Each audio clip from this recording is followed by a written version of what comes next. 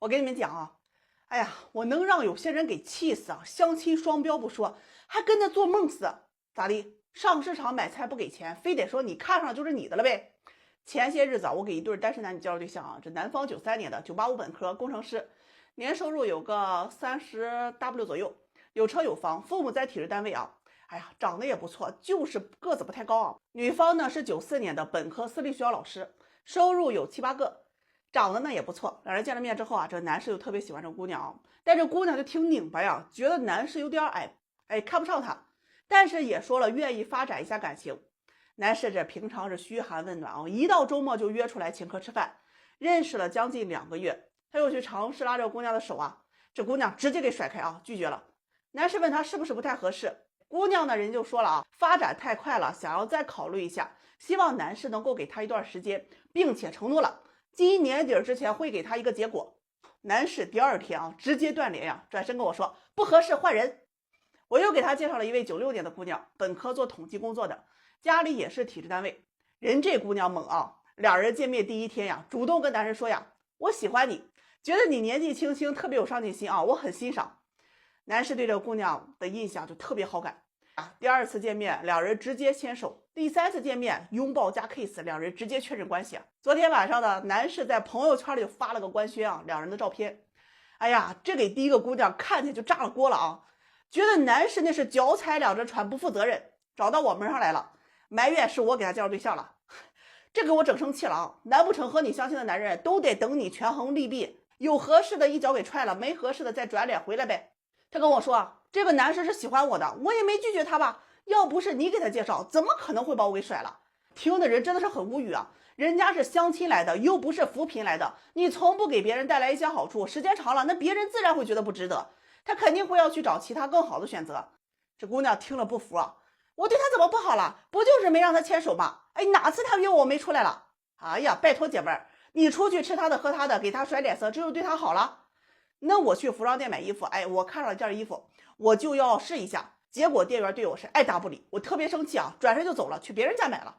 我就这样，谁对我热情我就买谁家的，结果那个店员反而去埋怨我说，你看上了你不买就是你不对了。哎呀，他还委屈说辛苦在店里工作了，你说搞笑不搞笑？这姑娘不服啊，那我也没有拒绝这个男士呀，只是发展太快了，需要一段时间去适应嘛。反而他这么快的找到对象，一开始对我的感情就不纯粹，2个月了呀，还不够你明确的吗？无非就是看不上这个人，还舍不得他这个条件，权衡利弊一下，看看有没有更好的。人这姑娘显得就很委屈啊，跟我说，那我权衡一下也没有错吧？没错啊，但是你也没有必要去炮轰对方不纯粹吧？人与人之间的关系啊，本来就是自愿的。相亲这个圈里，大家都在权衡利弊，你有选择的权利，他也有啊。你的委屈跟这个男人无关，是因为你贪心，你明知自己不喜欢他，却还是贪图他的物质条件。你贪图可以，却不想给他想要的东西，人家不陪你玩了，你 hold 不住这个男人了，还想让他来给你女人的权利啊？说别人权衡利弊，你自己又何尝不是呢？如果他提供不了你想要的东西，大概率你会让他滚蛋吧。奉劝那些在相亲市场上去抱怨为什么对方不选你的主啊，不要去跟这个市场的规则去对抗，权衡利弊大家都是相互的，有时间去抱怨，不如多选择花时间把自己打造成即使他权衡了一圈以后啊，依然会心甘情愿选择你的那个人。你还跟他比呀？哥们儿姐妹儿，为什么你相亲就越相越黄？我看上的看不上我，看上我的我也看不上他嘞。上午有一位男士找对象啊，91年的国企上班，年薪在10万左右，长得比较白啊，个子不算高，170左右。他就有个傻点啊，颜控。他颜控属于那种特别厉害的，就是跟我说，我一定要找个漂亮的啊，找不到我这辈子不娶了。就因为这事吧，给他整得挺郁闷啊，生活圈里的一个个都看不上啊，相亲4、5年了，到现在还没娶上媳妇呢。他认为娶老婆找个好看的，天天看着他也舒服呀，心里敞亮啊，带出去也有面舒服。那如果娶不到，他就过不了心里那个坎儿啊。听得我是一愣一愣的啊，干脆我就拿了一摞女士资料给他，你自己选吧。这男士选的都是那身高170以上，长得跟模特一样的啊，一边满眼放光的看着，一边问我，他们有没有什么要求啊？眼光是不是都很高啊？我说这些漂亮的姑娘啊，她们的要求基本就2条，要么男人有较高的社会地位或者经济实力很强，要么男人和她有同等的颜值啊，情商很高嘛，人家也想找帅哥呀。他听完就问我，那能看得上我吗？我说啊，这大概率看不上啊。那有条件差一些吗？我不看条件，只要人漂亮就行啊。我呢又给他了一摞资料啊，里面大中专的居多一点。他又是筛选了半天啊，跟我说，哎呀，这个姑娘好看啊，中专学历，做客服的，可以认识一下吗？我说这姑娘98年的，人要求男方95后，情商高，身高180以上。她也不看条件，人家也看颜值的。男士一听算了，哎呀，我个子矮，年龄大，估计看不上我。他又问我另一个姑娘啊，95年，长得倍儿漂亮。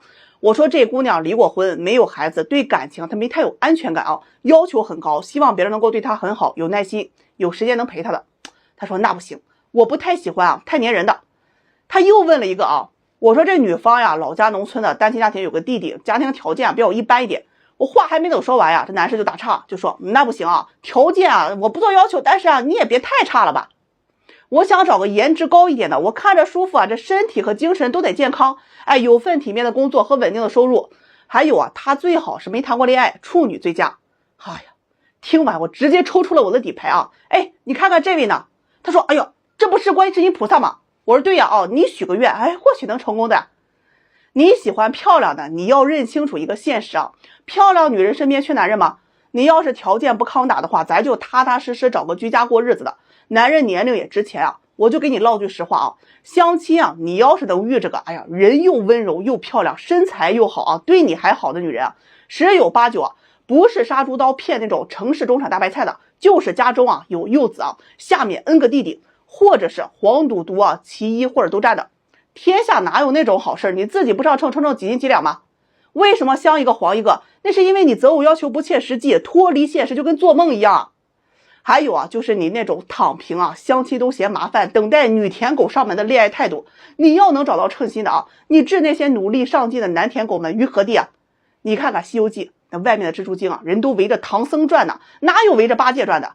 只要孙悟空一不在身边啊，他们就蠢蠢欲动。怎样想办法成为唐僧啊，那才是学问。择偶要求啊，切实际一点，结婚过日子你都得找个靠谱一点。别说我说话难听啊，你都30多岁了，大家都不是小孩子了，那早就过了爱玩的年龄吧。男人现实啊，女人也现实。你现在需要考虑的应该是你自己的优势在哪里啊，才能够配得上你要找的那个人吧，而不是你的标准在哪里，什么样的人才能够入了你的法眼。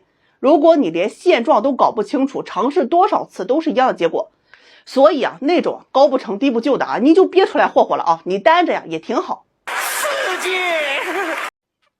混迹相亲圈多年的老阿姨啊，又来了，就喜欢跟你们唠嗑讲道理啊。你不知道啊，我看你们选对象，我比你们都急啊。记住啊，一个中心思想，找人谈恋爱结婚啊，最重要的不是谈，而是选，千万不要在垃圾堆里面去找另一半啊。鉴于问我的这个老爷们儿比较多啊，我就跟你们唠唠。这谈恋爱最好不要跟什么样的女人去谈，多年的经验攒出来的，有些道理啊不是人教的，而是事儿教的。第一种啊，想靠男人发家致富的女人，我年薪3万，你年薪得30万，啥不够？那你跟我来相什么亲啊？活该没有女朋友，穷还不自知，没钱还想谈恋爱啊？你不是白日做梦吗？我家穷，你家不能穷，3金1车1房，万紫千红，一个不能少啊！相亲的时候贼双标，明明就喜欢有钱的，他偏偏啊就喜欢旁敲侧击的去试探你的财力状况。遇上经济条件好的呢，就暗自开心啊；遇上经济条件不好的，转头就走。而且还特抠特会算计，你约我吃喝玩乐一条龙，你得给我安排好，啥你还要跟我讲 AA 呀？那你不是男人。情人节你竟然才发了520，人家都发了5200了。吃顿饭人均啊，你竟然给我低于500块。这类铁公鸡啊，光想着占别人便宜啊，自己一毛不拔。别指望他能有多稀罕点啊，不扒你层皮啊，那都是好的。有的哥们儿还想着，我都投入这么多了啊，再分手那不打水漂了吗啊？我都可怜你啊，真的应该及时止损了。第二种呢，是这个疑心病啊比较重，猜忌心特别强的。这类姑娘很有意思啊，对你的过往极其感兴趣啊，你的前任前前任都得让她扒个精光。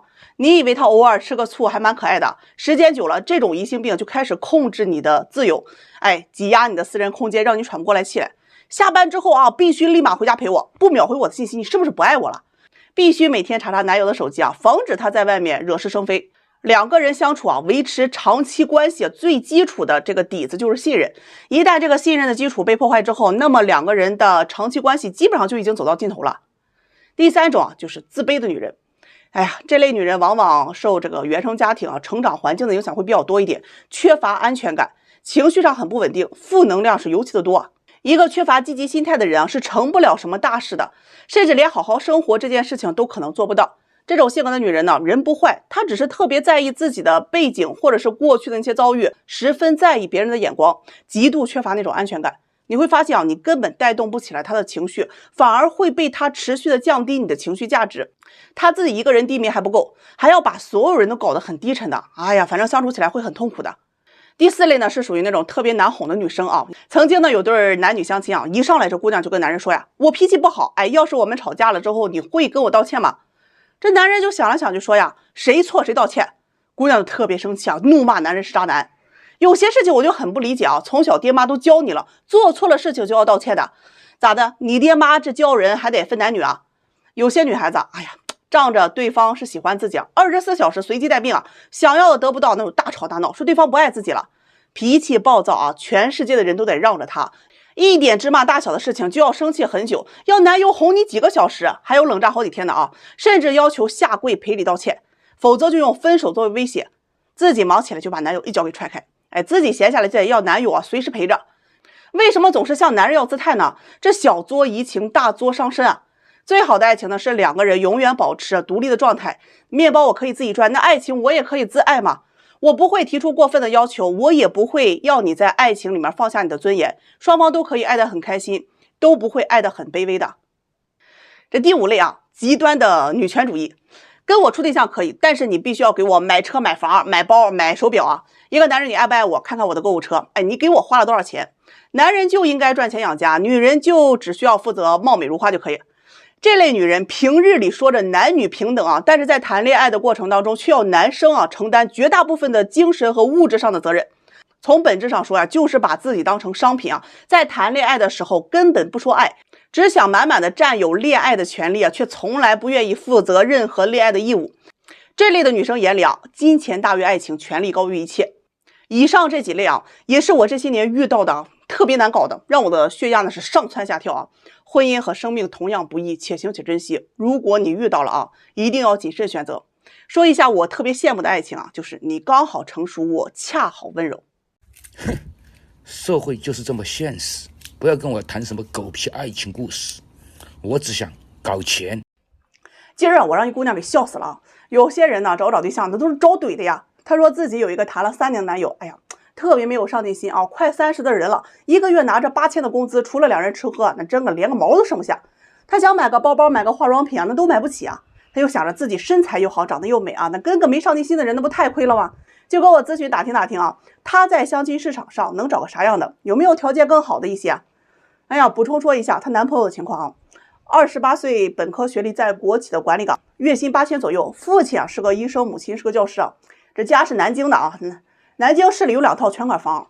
我一听这男方条件还可以啊，我问他什么条件，他说呀，28岁，在超市做库管，哎呀，听着也是管理岗啊，一个月2000多点，忙的时候加上业绩啊，能得到这3500。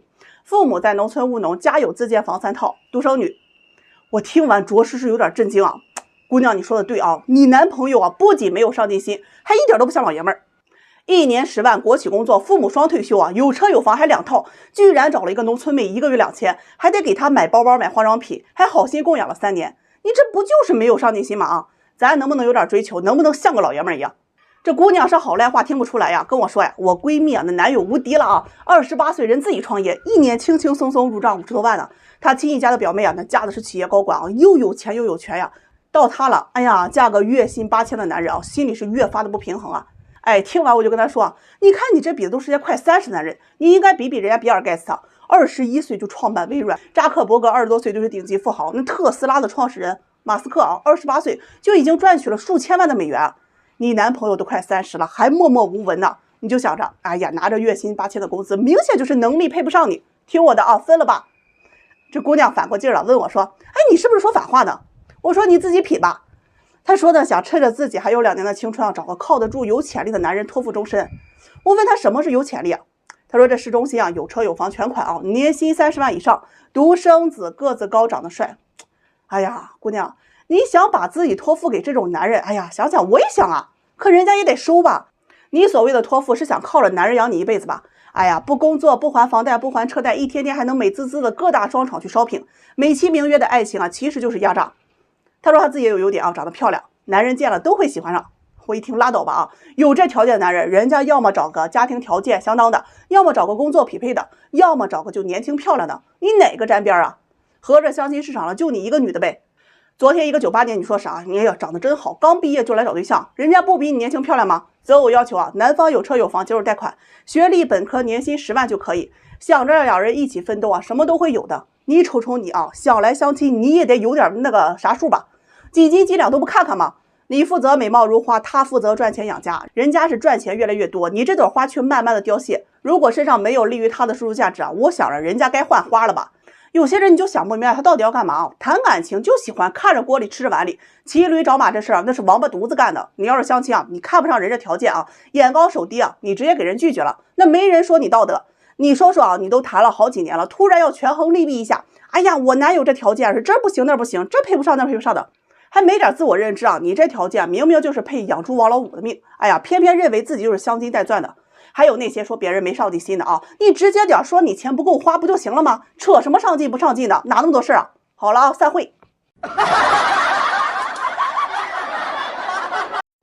来啊，唠一个很现实的问题啊，这个话题可能会跟你们有很多共鸣啊。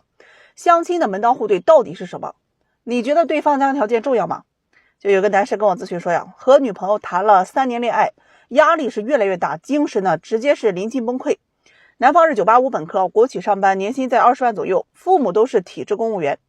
女友呢是小2岁，普通的2本私企行政，那父母老家都是农村的，都在北京啊务工。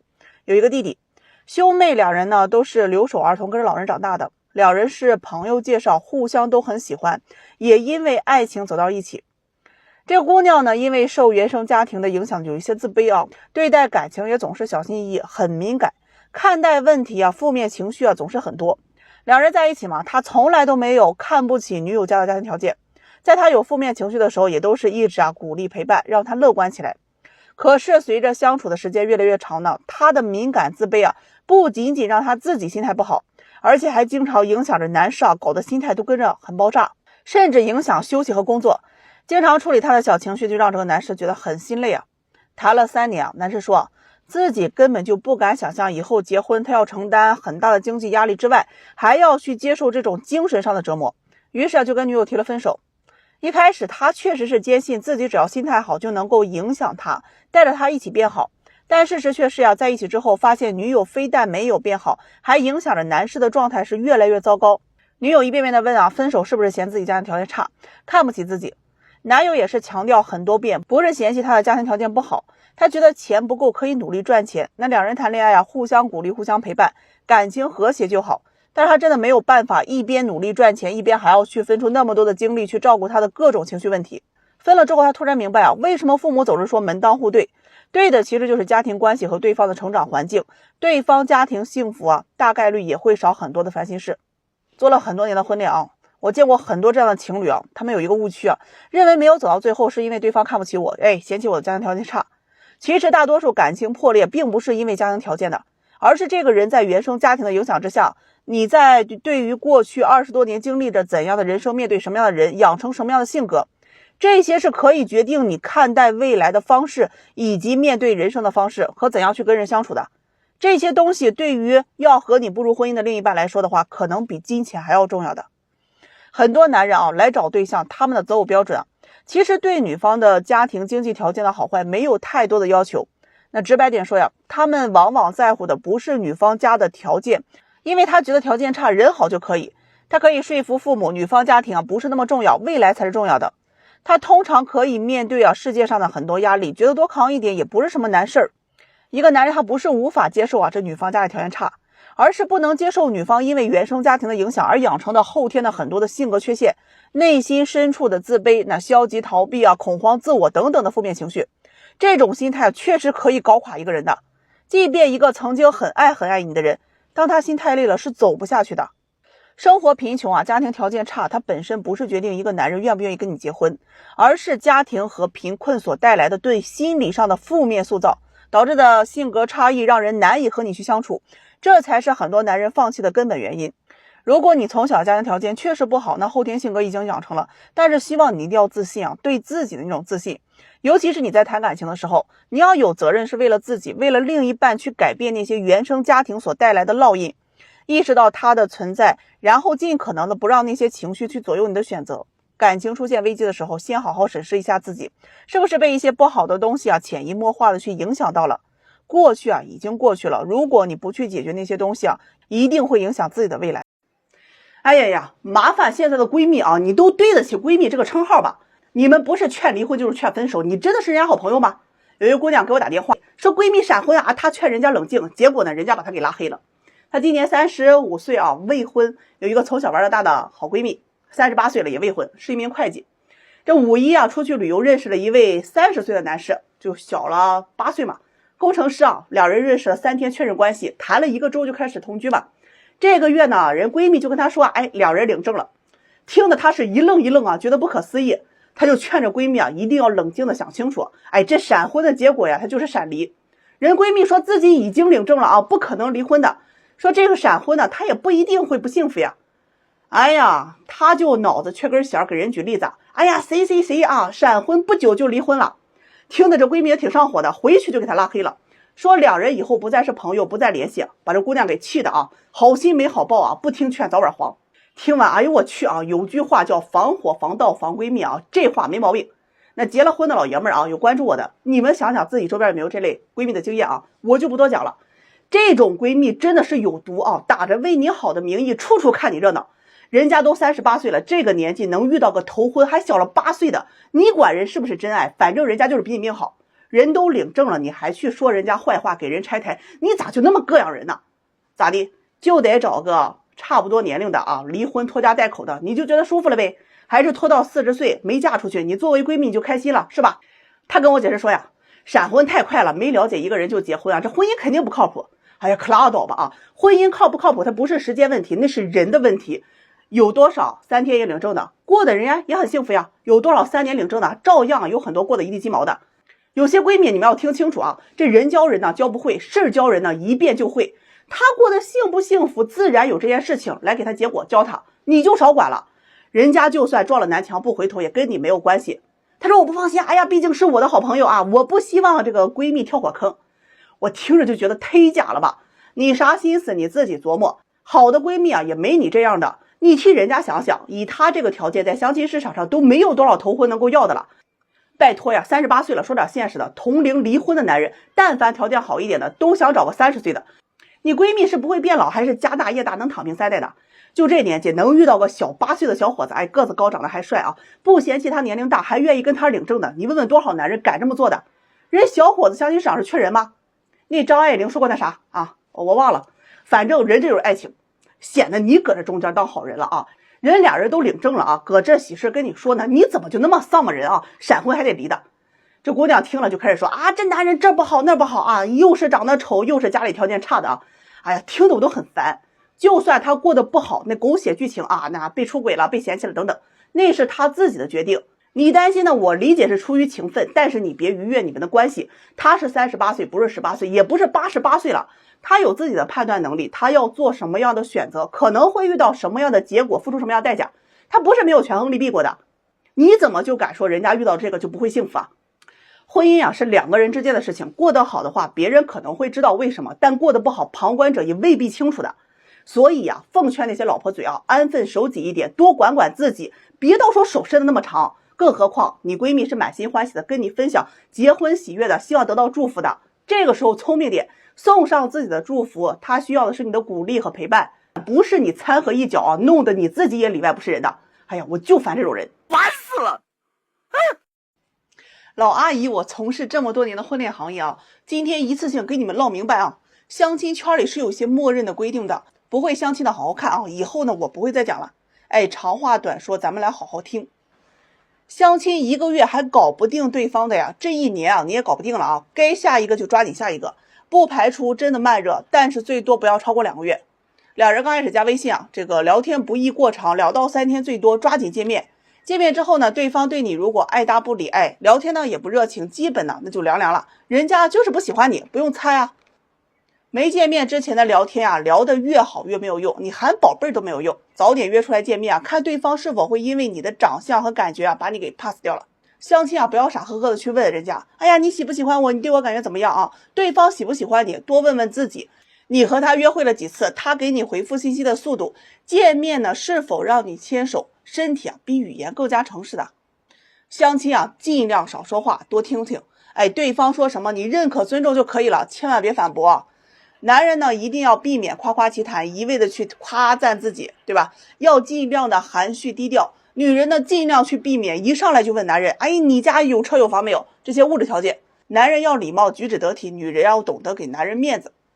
相亲见面呀，这个洒脱自然一点，不要去想那些结果，越紧张越客气，这事就越慌。结果无所谓，不成啊，咱就下一位嘛。相亲对象如果长相、经济条件都比较好，但是超过30多岁了还是未婚的，一般呢都是比较挑剔，是有原因的啊。高不成低不就，实际条件和他们在一个水平的对象啊，往往入不了他们的眼。男人呢，你如果条件在中等偏上，给你个建议啊，最好是选择长相过得去，但是头脑要清楚，言谈得体，有礼貌，情商较高的女人，不要只看脸了。女人呢说的没感觉啊，不是你为人不好，而是你外表长相、经济实力、社会地位、文化程度和社交能力啊，各项指标都不咋地。女人呢也是看脸的啊，而且比你想象当中呢还要重要，基本都是属于看颜值的。尽量让自己的颜值啊最大化，提升自己的衣品。第一印象真的很重要，它真的可以决定90%的成功率。